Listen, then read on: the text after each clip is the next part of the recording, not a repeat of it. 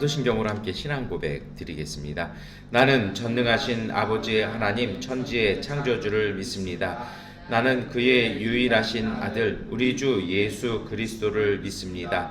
그는 성령으로 잉태되어 동녀 마리아에게서 나시고 본디오 빌라도에게 고난을 받아 십자가에 못 박혀 죽으시고 장사된 지 사흘 만에 죽은 자 가운데서 다시 살아나셨으며 하늘에 오르시어 전능하신 아버지 하나님 우편에 앉아 계시다가 거기로부터 살아있는 자와 죽은 자를 심판하러 오십니다. 나는 성령을 믿으며 거룩한 공교회와 성도의 교제와 죄를 용서받는 것과 몸의 부활과 영생을 믿습니다. 아멘. 찬송가 212장 찬송 드리겠습니다. 겸손히 주를 섬길 때 괴로운 일이 많으나 고조연에게 힘주사 잘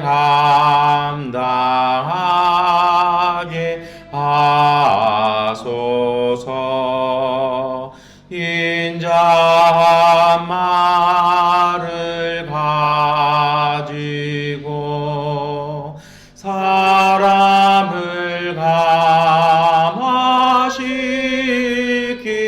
감화시키며 갈 길을 잃은 머리를 잘 인도하게 하소서. 구주의 귀한 인내를 깨달아 알게 하시고 굳건한 믿음 주셔서 널 승리하게 하소서. 장래의 영광 비추사 소망이 되게 하시며 구주와 함께 살면서 참 평강 얻게 하소서. 아멘. 네, 우리 요한복음 13장 21절부터 32절까지의 말씀 함께 읽겠습니다. 우리 함께 읽겠습니다. 예수께서 이 말씀을 하시고 나서 마음이 괴로우셔서 환히 드러내어 말씀하셨다. 내가 진정으로 너희에게 말한다. 너희 가운데 한 사람이 나를 팔아 넘길 것이다. 제자들은 예수께서 누구를 두고 하시는 말씀인지 몰라서 서로 바라다 보았다. 제자들 가운데 한 사람, 곧 예수께서 사랑하시는 제자가 바로 예수의 품에 기대어 앉아 있었다. 베드로가 그에게 고갯짓을 하여 누구를 두고 하시는 말씀인지 여쭈어 보라고 하였다. 그 제자가 예수의 가슴에 바짝 기대어 주님, 그가 누구입니까? 하고 물었다. 예수께서 대답하셨다. 내가 이 빵 조각을 적셔서 주는 사람이 바로 그 사람이다. 그리고 그 빵 조각을 적셔서 시몬 가롯의 아들 유다에게 주셨다. 그가 빵 조각을 받자 사탄이 그에게 들어갔다. 그때 예수께서 유다에게 말씀하셨다. 내가 할 일을 어서 하여라. 그러나 거기 앉아있는 사람들 가운데서 아무도 예수께서 그에게 무슨 뜻으로 그런 말씀을 하셨는지를 알지 못하였다. 어떤 이들은 유다가 돈자루를 맡고 있으므로 예수께서 그에게 명절에 그 일행이 쓸 물건을 사라고 하셨거나 또는 가난한 사람들에게 무엇을 주라고 말씀하신 것으로 생각하였다. 유다는 그 빵 조각을 받고 나서 곧 나갔다. 때는 밤이었다. 유다가 나간 뒤에 예수께서 말씀하셨다. 이제는 인자가 영광을 받았고 하나님께서도 인자로 말미암아 영광을 받으셨다. 하나님께서 인자로 말미암아 영광을 받으셨으면 하나님께서도 몸소 인자를 영광되게 하실 것이다. 이제 곧 그렇게 하실 것이다. 아멘. 네, 요한복음 13장 말씀 이렇게 읽으셨는데요. 네, 어제도 제가 그런 말씀 드렸습니다만 신약성경이 참 말이 어려워요. 이게 그냥 이렇게 내용만 이렇게 스토리만 보면 아주 간단한 얘기인데 옛날 우리나라 언어도 그랬잖아요. 이렇게 하다 보면 도대체 무슨 말인지 잘 모르면서 예전에 한국 드라마 그게 아마 추노인가 그랬던 것 같아요. 이렇게 도망간 노비들의 이야기를 하는데 양반들이 대화를 하는데요. 그 밑에 이렇게 한글 자막이 탁 나오잖아요. 그러니까 현대인의 우리로서는 그걸 들으면 저게 무슨 소리인지를 몰라요. 그런데 그 시대에 있었던 어떤 관습적인 그런 표현들이 있죠. 그래서 사실 신약 성경도 그리스어로 쓰여다 보니까 그런 게 있습니다. 근데 오늘 요한복음 13장은요. 전체적인 내용이 이거예요. 그러니까 그 마지막 만찬을 이렇게 하는 자리에서 예수님께서 이제 내가 고난 받을 것이 이제 때가 다 됐다라는 이야기를 딱 하세요. 그리고 나서 예수님께서 좀 마음도 울컥하셨던 것 같아요. 그래서 더 가슴 아픈 얘기 하나를 딱 하시는 거죠. 뭐냐면 너희 중에 하나가 나를 배반할 것이다. 근데 이게요 이미 사실은 그 유대 종교 지도자들은 예수님 잡아서 어떻게 하려고 결정했잖아요. 그래서 어제도 말씀을 드렸습니다만 어떻게 얘기합니까? 어디 있는지 알려주면 우리가 낫겠다. 이게 무슨 뜻이냐면요. 그리고 사실 뭐 이런 상황에서 누가 제자 중에 한 사람이 배반하는 게 어떤 의미일까라고 저희들이 좀 이렇게 생각해 볼 수가 있을 것 같아요. 어떤 의미냐면 유대 종교 지도자들이 사실 예수를 잡지 못하는 이유가 있었습니다. 뭐냐면 공개적인 자리에서 잡으면요. 아주 사람들이 거세게 반항할 걸 그리고 이것 때문에 소동이 일어날 걸 알았던 겁니다. 그래서 특별히 6월절에 그런 소동이 일어나면 누가 제일 싫어하냐면 로마 총독 빌라도가 굉장히 싫어합니다. 왜냐하면 이게 자기 치세의 오점이 되기 때문에 그걸 사전에 또 로마군을 탁 보내가지고 막을 게 뻔하기 때문에 아무도 예수를 편들어주지 않을 때 아무도 모를 때 사실 좀 나쁜 짓 하는 사람들이 그런 거 좋아하잖아요. 그러니까 그런 기가 막힌 타이밍과 그 기가 막힌 장소를 누가 알려주어야 잡을 수 있었다라는 것입니다. 그래서 예수님의 제자 원래 측근이 그런 거 잘 알잖아요. 그러니까 측근 중에 한 사람이 그거를 제공해 주기를 되게 바라고 있었던 상황이죠. 그러니까 예수님도 뭐라고 말씀하십니까? 다 아시니까 너희 중에 한 사람이 이렇게 나를 그런 거를 밀고 할 것이다. 넘겨줄 것이다 이렇게 얘기를 하신 거예요. 그러니까 참 사실은 가슴 아픈 이야기죠. 그랬더니 참 주목할 만한 건 뭐냐면 베드로입니다. 베드로가 궁금한 거예요. 과연 누굴까? 누굴까? 그래서 이제 자기가 물어보긴 그렇고 그 성경에 보면 가끔 예수께서 사랑하시는 제자라는 표현이 요한복음에만 나오는 표현입니다. 이게 왜 그러냐면 요한복음을 사도 요한이 적었거든요. 가장 나이가 어렸습니다. 아마 20대 미만이었을 것이라고 이렇게 추정을 해요. 왜냐하면 그분이 돌아가신 그 생물 연도를 아니까 이렇게 추정하면 20대 그 미만의 나이대였던 거죠. 그러니까 예수님께서 귀엽기도 하고 또 청명하기도 하니까 자꾸 옆에다 두셨나 봐요. 그러니까 사도들 중에서는 가장 막내에 해당하죠. 그래서 오늘 이 자리에도 어떡합니까? 예수님한테 이렇게 기대에 있어서 그러니까 유대인들한테는 굉장히 이제 이렇게 친숙한 그런 어떤 친밀한 그런 관계이기도 한데요. 그러니까 이렇게 딱 눈치채서 한번 네가 물어봐라. 네가 제일 사랑해서 뭐 말 쉽게 할 수 있는 막내 아니냐 하면서 이렇게 시킨 거죠. 그러니까 사도 요한이 또 딱 물어봐요. 그 이제 큰 형의 그 지시를 받아서 형님 지시 받아서 딱 물어보니까 예수님께서 딱 암시를 주시죠. 뭐라 얘기하십니까? 내가 빵을 적셔서 주는 사람이 바로 그 사람이다. 이 빵을 적셔준다라는 의미는요.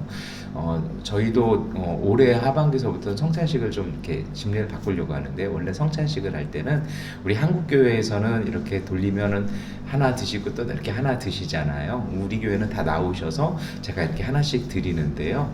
원래는 그렇게 하는 것이 아니라 원래는요.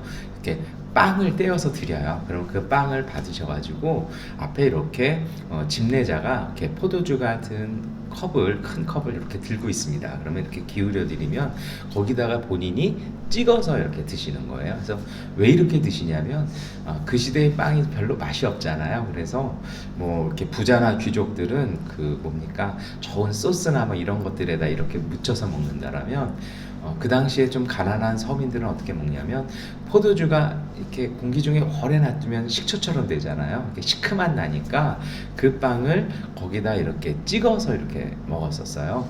그러니까 이게 어떻게 보면은 먹으라고 이렇게 한 입 권하는 그런 거죠.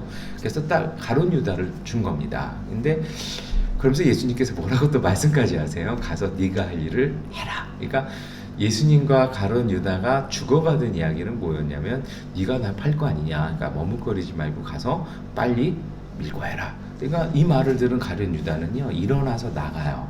그러니까 오늘 본문에는 뭐라고 표현되어 있습니까? 사단이 그의 마음속에 들어갔다.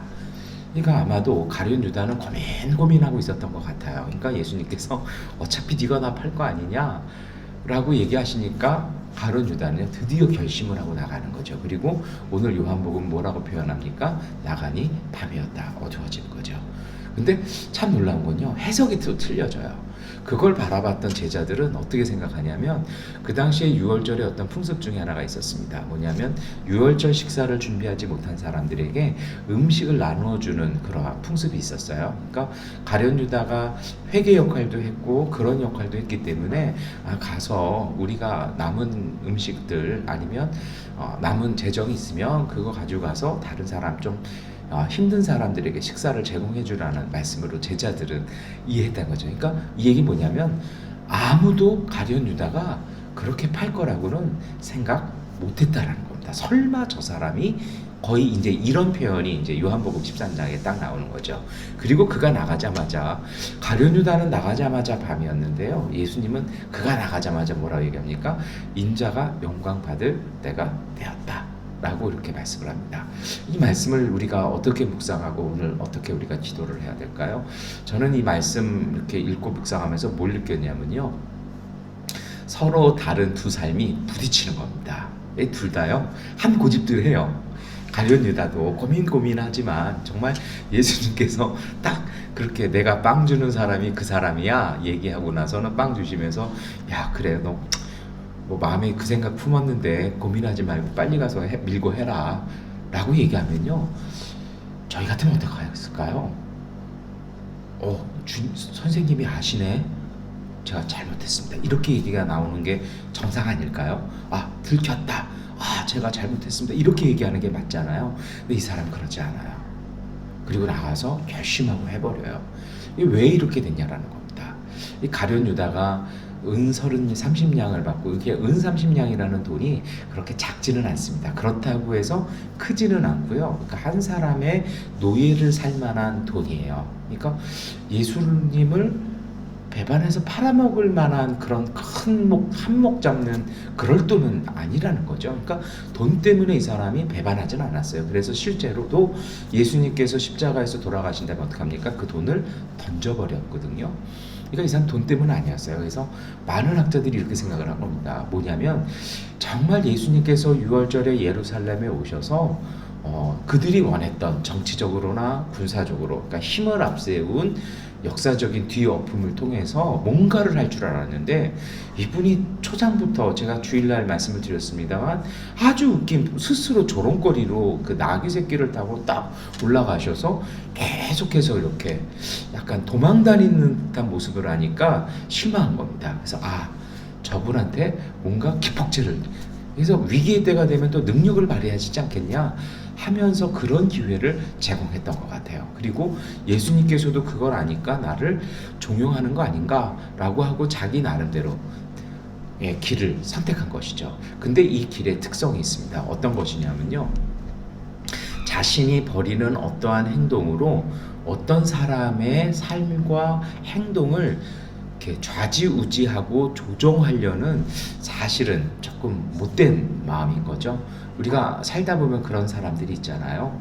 그냥 말하면 되는데 막 이렇게 소위 말해서 음모를 꾸며가지고 어쩔 수 없이 하는 그런 형태들, 그러니까 누군가를 조종하려고 하는 그 일관성을 가진 사람들이 있습니다. 그것이 이 가룟 유다였습니다. 근데 이것을 받아들이는 예수님은요, 이와는 또 대조적인 삶이에요. 어떤 삶이냐면 누군가 내 앞에다가 함정을 파놨고 음모를 파놨습니다. 정상적이라면 그걸 돌아갈 수도 있고요. 아니면요, 그것을 들춰낼 수 있습니다. 그런데 예수님의 스타일은 어떤 거냐면 그거를 그대로 받아들여요. 함정 파놨으면 그냥 함정에 빠져주는 거죠. 그리고 그 음모 속에 휘말려 줍니다. 어떻게 보면요, 저는 그런 생각을 했어요. 이 복음서의 말씀을 읽으면서 둘 다 정말 한 고집한다. 그거를 가서 네가 해라 하고서 그대로 또 체포되셔서 왜 그렇게 하시나라는 생각도 해봅니다. 이 가룟 유다도 한 고집하는 거죠. 자기가 품었던 생각, 그리고 그 생각이 이미 발각났는데도 내가 품었던 결심, 내가 이루고 싶었던 그 목적을 이루기 위해서라면 나는 이 잘못된 방법일지라도 나는 포기하지 않겠다라는 이 두, 어떻게 보면 좀 죄송한 표현입니다만, 두 고집장이의 결정이 부딪히는 자리였습니다. 그런데 오늘 복음서는 그 결과가 다르다라고 우리에게 증언해 주죠. 성경이 그렇게 평가하지 않습니까? 가룟 유다가 나가니 밤이었다. 예, 어둠이었다라는 것입니다. 그의 결정은요. 그런데 예수님은요, 어떻게 합니까? 실제로 진짜 어둠에 빠진 건 예수님이었는데, 예수님은요, 낮이다 밤이다 이런 얘기가 아니라 인자가 영광 받을 때가 왔다. 이 어떤 차이이고 무엇을 이야기하고 싶었던 것일까요? 저는 이렇게 생각합니다. 무엇이냐면요, 예수님의 이 고집은 고집이 아니라 사실은 그것이 복음의 능력이고 생명의 능력입니다. 우리가 살다 보면 나쁜 일도, 때로는 어떤 사람이 파놓은 함정도, 때로는 어떤 음모도 우리 앞에 있습니다. 우리가 원하지 않은 일들도 있습니다. 그런데 진짜 강함은요, 어떤 것입니까? 그것을 받아들여서 선한 것으로 바꾸어 놓는 것이 진짜 복음의 능력입니다. 이렇게 조금 설명을 할 수 있을 것 같아요. 나무가 이렇게 땅에 세워 있잖아요. 그리고 우리도 마찬가지인데요. 우리가 먹는 음식들, 그리고 마시는 공기가 다 좋은 건 아니잖아요. 그리고 우리가 먹는 음식 중에도요, 좀 상한 게 있고 나쁜 것도 있어요. 그런데 우리 몸이 어떡합니까?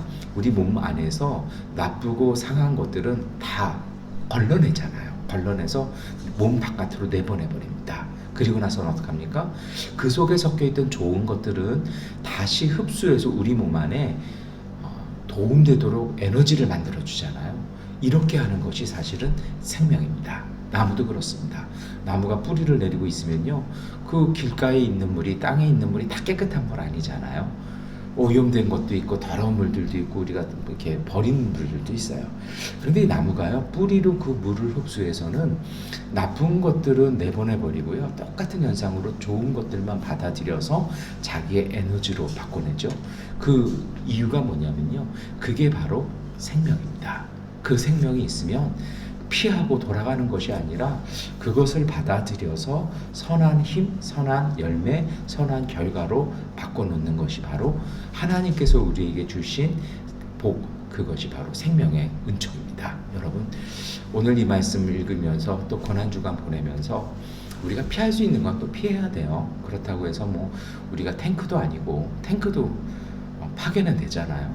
이게 저돌적으로 가는 것이 지혜라고 드리는 말씀은 아닙니다. 그런데 살다 보면 피하지 못하는 순간이 있어요. 내가 피하는 순간 뭐가 더 큰 문제가 생겨서 내가 거기로 꼭 지나가야 될 상황들이 생깁니다. 그런데요, 그런 상황 속에서 예수님께서 우리에게 주신 은총은요, 하나님께서 우리에게 주신 은총은요, 그것을 받아들여서 선한 열매로 바꿔내는 생명을 우리 가운데 은총으로 주셨습니다. 우리가 예수님 믿으면 영생한다라고 우리가 신앙 고백하잖아요. 사도신경에도 그런 고백이 있습니다만 그것이 바로 이것일 것입니다. 예수님은요, 그 믿음, 그 은총을 따라 그 본인이 스스로 알고 있었던 길, 제자가 자신을 팔고 자신이 고통받는 그 자리, 그 길로 걸어가실 것입니다. 그리고 그 길 끝에서 십자가를 지시고 죽기까지 하셨지만 복음의 능력은요, 그분이 다시 부활하셨다라고 오늘 우리에게 증언하십니다. 우리가 믿는 예수는 그 길을 걸어가셨던 예수고, 우리가 믿는 십자가는 그러한 십자가였고요, 우리가 믿는 부활은 그러한 부활입니다. 그래서 사도 바울이 그런 고백을 합니다. 내가 예수 죽은 것을 몸에 지니고 산다라고 얘기합니다. 그래서 내가 매일같이 죽으나 매일같이 산다라고 고백을 합니다. 이것이 바로 예수 믿는 사람들의 능력이고, 하나님께서 오늘 우리에게 주신 축복이고 은총입니다. 여러분, 오늘 우리의 삶이 좀 빡빡해 보입니다. 좀 힘들어도 보이고 좀 길어도 보입니다. 그런데요, 진짜 예수 믿는 사람들은요, 이 어려움 속에서도 꽃을 피는 사람들입니다. 생명을 하나님의 능력으로 우리 삶의 어려움들을 은총의 열매로 바꿔놓는 사람들. 주일 설교 때도 말씀드렸지만, 그래서 신앙인은 희망을 이야기하고 그 희망을 삶의 열매로 만들어내는 것입니다. 하나님께서는 우리에게 이 은총을 예수님 통해서 주셨습니다.